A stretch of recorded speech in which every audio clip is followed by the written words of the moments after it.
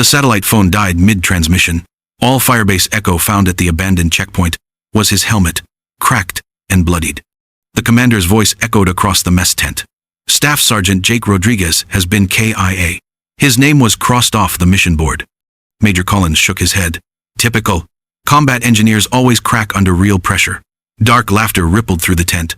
Another memorial service without a body. But 18 hours later, the command bunker fell silent. The reinforced door burst open and Jake stepped through. Uniform shredded, face painted with mud and cordite, knuckles raw from close combat. Behind him marched 12 ISIS fighters, flex-cuffed and defeated. The same terrorists who had supposedly executed him. A general's briefing folder slipped from numb fingers. Nobody breathed because the quiet engineer they'd written off had just returned carrying intelligence that would reshape the entire theater of operations. The room stayed frozen. Coffee grew cold in forgotten mugs. Special Forces operators stared like they were witnessing resurrection because the soft-spoken sapper who never volunteered for direct action had just delivered a victory that made their black ops look amateur. Jake Rodriguez didn't look like a legend. 5'8", built like a marathon runner, more likely to be fixing generators than hunting terrorists. His MOS read combat engineer, the kind of job people assumed meant building bridges and clearing roads, not infiltrating enemy strongholds solo. But appearances deceived. For 2 months, he'd been the invisible one, maintaining equipment, running supply lines, moving between outposts without drawing attention. To the operators, he was background static. To ISIS, he was beneath notice. That invisibility had become his greatest weapon. Because when the enemy refuses to see you as a threat, you can strike where they least expect it. Nothing in his file explained how he'd returned with 12 high-value targets, bound and breathing. The official narrative was already forming. Lucky break, right place, right time. Major Collins leaned back, skepticism hardening into irritation. He wanted to kill the myth before it grew. But the intelligence folder Jake carried told a different story. Luck doesn't map tunnel networks or decode communications frequencies. Jake kept his expression neutral, ignoring the whispers and stares. He moved like this was routine paperwork, not a game-changing operation. Yet inside, the memories burned bright. The desert wind, the collapsed pipeline he'd crawled through, the hostages' terrified faces when he cut their bonds. Those details would stay locked until someone demanded them. And they would demand them. By the time the gates sealed behind him, Firebase Echo knew one truth. This wasn't the same quiet engineer they'd overlooked. Something fundamental had shifted. When General Marcus Kane finally spoke, his words cut through the murmurs like a blade. Get him to intelligence. Now. What nobody in that bunker understood was this. Jake Rodriguez had been preparing for this moment since childhood.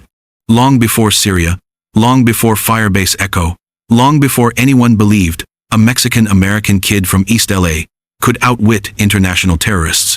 The story of how he survived, how he turned certain death into total victory, was only beginning. Before we break down the mission, drop a comment telling us where you're watching from, and hit that subscribe button so you catch the next part when it drops. Growing up in East LA wasn't about video games or suburban safety. For Jake Rodriguez, it meant navigating gang territories where the wrong color shirt could get you killed. His father, Miguel Rodriguez, a former Marine Force recon who'd lost his leg in Fallujah, taught survival through necessity. Mijo, he'd say, the loudest guy in the room is usually the first to die. Learn to move quiet, think fast, and trust your instincts over everyone else's orders. The streets were Jake's first battlefield. Crips controlled 3 blocks east. Bloods owned the project south. MS-13 ran drugs through the industrial district. Jake learned to read tension in body language, to spot weapons under loose clothing, to find escape routes others missed. By 15, he could ghost through hostile territory that sent grown men running. These weren't just survival skills, they were advanced combat tactics, learned in the most dangerous classroom imaginable. At Fort Leonard Wood's engineer school, instructors noticed something different. Jake didn't just learn demolitions, he felt them. Explosive calculations weren't math to him. They were instinct born from streets where improvised devices were daily threats. During advanced training at Fort Belvoir, he disappeared during a 5-day field exercise. Search teams found no trace for 72 hours. When he finally emerged, he'd mapped every underground utility tunnel within a 10-mile radius and could recite guard rotations at 3 separate facilities. That's when a quiet recruiter from Task Force Orange approached. They weren't seeking the biggest or loudest soldiers. They wanted someone overlooked, underestimated, invisible. Someone who could blend into any environment and emerge with intelligence no satellite could gather. That's how Jake found himself attached to the military's most classified combat engineering unit specialists, who built nothing and destroyed everything that mattered. Syria became his proving ground. Male soldiers saw his MOS and assumed he fixed equipment. ISIS fighters saw nothing at all. That blindness was his armor. That assumption was his sword. But nothing prepared him for the mission briefing that changed everything. The command bunker was packed. Rangers, Delta operators, intelligence analysts, maps covering every surface. Major Collins stood at the front, jabbing at drone feeds. 24 fighters, ISIS compound. They're holding 6 hostages, 2 journalists, 3 aid workers, 1 deep cover CIA asset. We hit at 0400. Jake raised his hand, voice steady as granite. Major, I've been tracking this cell for 8 weeks. They rotate prisoners every Tuesday at 0300. Tonight's Tuesday. At 0400, that compound will be empty. Collins didn't even glance up. His jaw clenched as he clicked to the next slide. Engineers stick to explosives. Operators handle tactics. The room tensed with uncomfortable silence. Even the Air Force TACP shifted nervously. Jake pulled up his tablet, displaying weeks of surveillance data. Sir, this isn't guesswork. It's pattern analysis. 63 days of surveillance. Movement schedules logged down to bathroom breaks. Collins waved him off like an annoying insect. We've got real-time satellite coverage. That's what matters, not your Excel spreadsheets. From the corner, General Marcus Kane barely looked up from his secure phone. His voice carried dismissive boredom. Engineers always think they understand tactics better than operators. That's why you build roads while we fight wars. Jake felt rage building, but kept his voice level. He closed the tablet and spoke with deadly calm. Sir, I've been inside that compound 4 times. The bunker exploded. Chairs scraped concrete. Voices overlapped in angry confusion. Collins slammed both hands on the table. Impossible. Nobody penetrates without authorization. His glare mixed fury with disbelief. But Jake didn't flinch. He had proof. He had photographs. He had details no drone could ever capture. And revealing them would turn the entire room inside out. Jake Rodriguez didn't raise his voice. He tapped his tablet, its blue glow illuminating the concrete bunker like interrogation lighting. The images were crystal clear. Corridors mapped from inside, guard positions timed to the second, and a drainage culvert beneath the east wall that no satellite had ever detected. General Kane finally looked up, his voice cold steel. Unauthorized reconnaissance missions. Do you comprehend you could have compromised this entire operation? Jake held his stare. They've never seen me, sir. To them, I'm just another local contractor checking power lines. I've walked past their sentries 47 times. Not once have they actually looked at me. The bunker fell silent until Major Collins's harsh laughter shattered the tension. What's your game, Rodriguez? Want to play operator for one night? Pretend you belong with real soldiers? His tone stayed flat. No, sir. I'm telling you your assault at 0400 will hit an empty facility. The hostages will be gone through that culvert at 0300, and your men will be walking into a prepared killing zone. Collins' fist crashed against the table. Enough. But Jake slid a thick folder forward, each page filled with technical drawings, frequency intercepts, behavioral analysis. 8 weeks of infiltration, patterns down to cigarette breaks. The youngest guard checks his phone exactly 4 minutes into every watch. The cook dumps kitchen waste over the tunnel entrance twice daily. Their commander, Abu Hassan, polishes his boots religiously, German leather, worn thin at the heel. These are rhythms no satellite will ever detect. Unease spread through the bunker. Even the Delta team leader studied his boots instead of meeting Collins' eyes. Kane's voice dropped lower. Engineers always believe they see clearer than combat arms. That's why engineers stay behind blast barriers, while operators take real risks. He paused, then declared flatly, Mission proceeds as planned. Staff Sergeant Rodriguez, you're confined to quarters pending court-martial proceedings.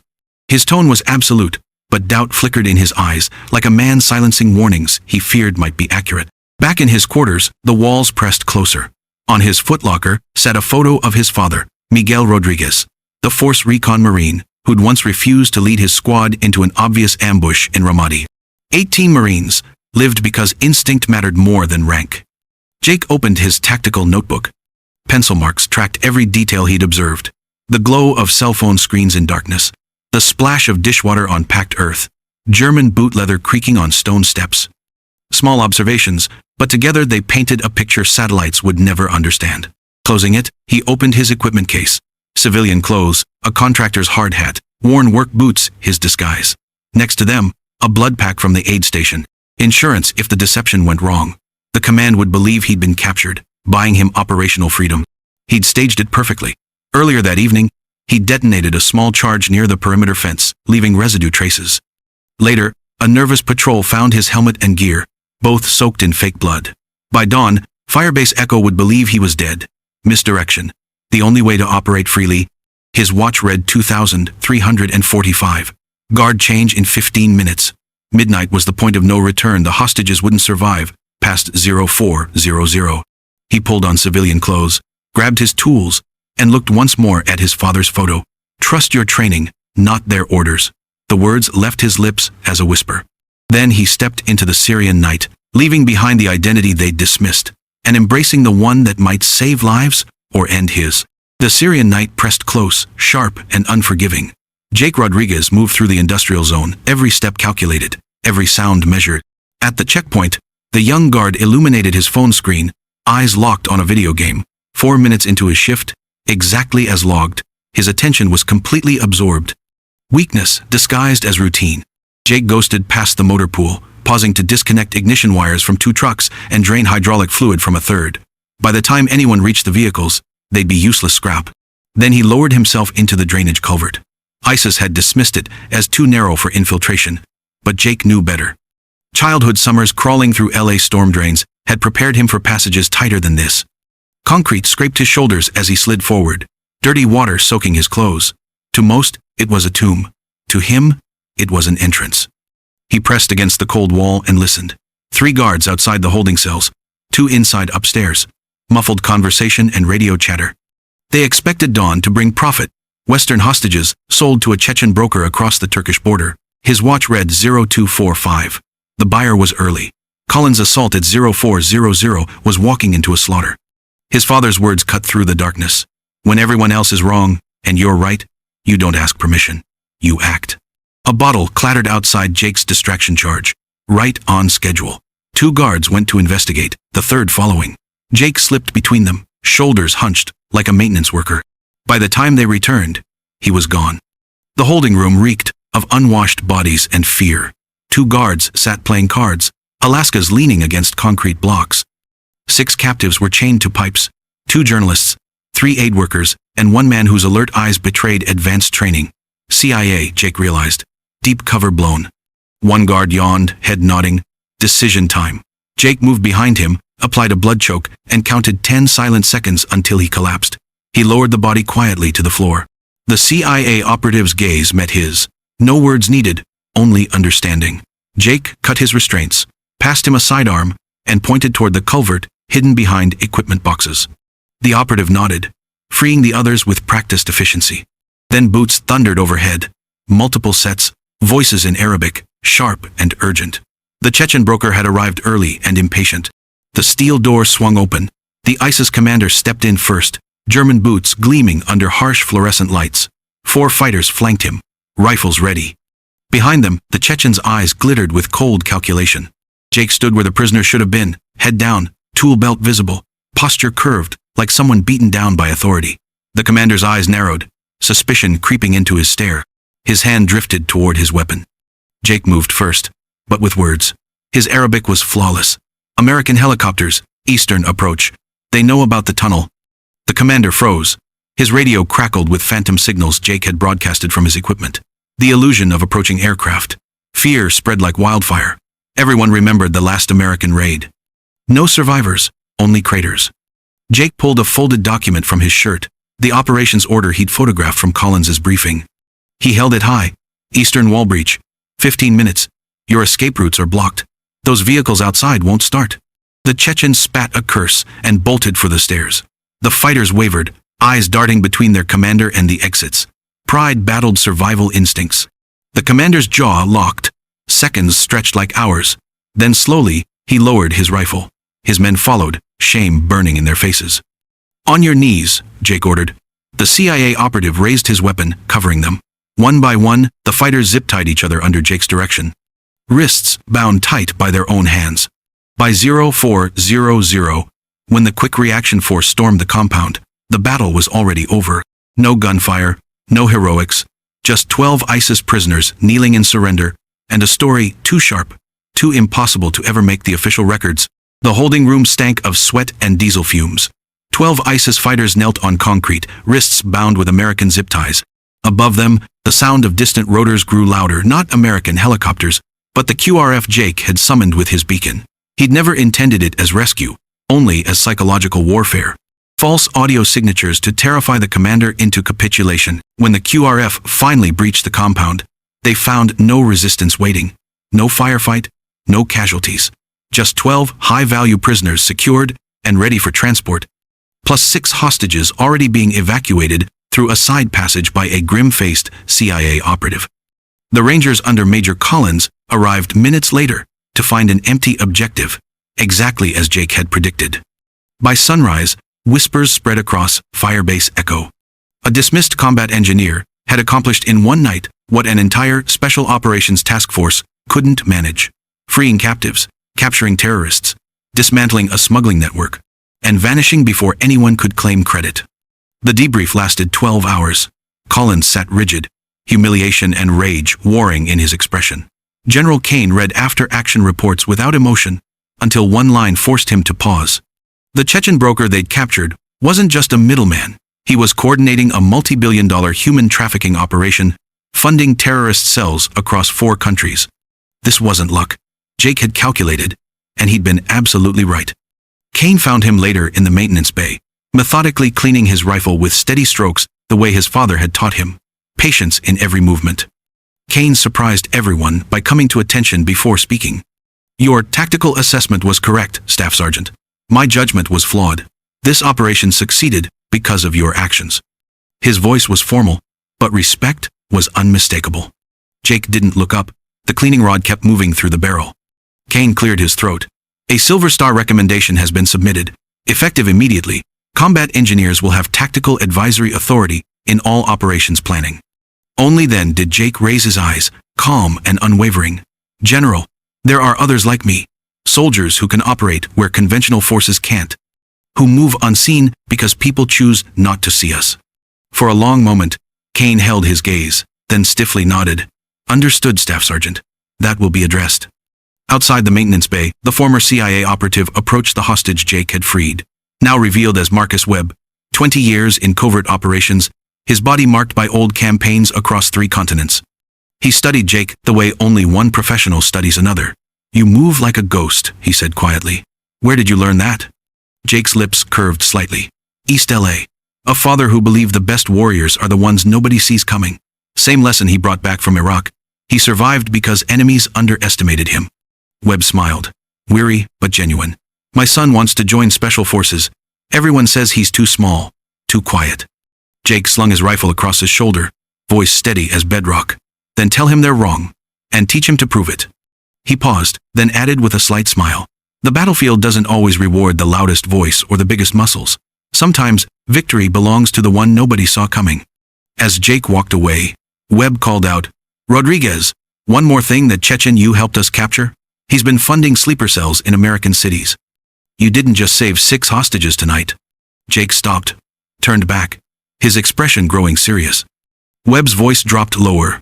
He had operational plans for attacks on 3 major U.S. cities. Los Angeles was target number 1. The weight of those words settled between them. Jake's own neighborhood, his family, his father, all potential casualties in a war most people never knew was being fought. "Sometimes," Jake said quietly, "the most important battles are the ones nobody ever hears about." He disappeared into the Syrian dawn, leaving behind a legend that would be classified for decades. But in the files marked above top secret, one truth would remain. The ghost of Firebase Echo had saved more than hostages that night. He'd prevented a terrorist attack that would have changed America forever. Remember this the next time someone underestimates the quiet ones watching from the shadows. They might just be the ones keeping you safe.